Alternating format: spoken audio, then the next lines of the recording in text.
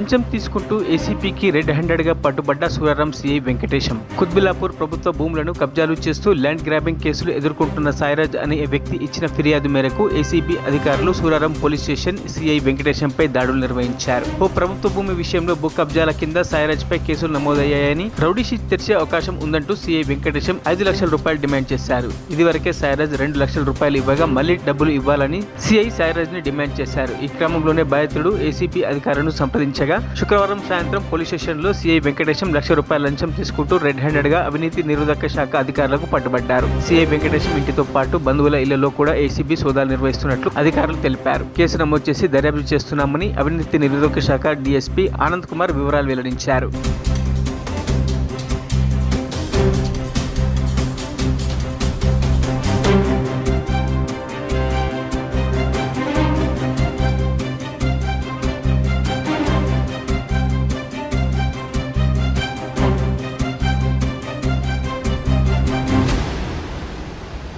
మరిన్ని అప్డేట్స్ కోసం మా ఛానల్ని సబ్స్క్రైబ్ చేయండి.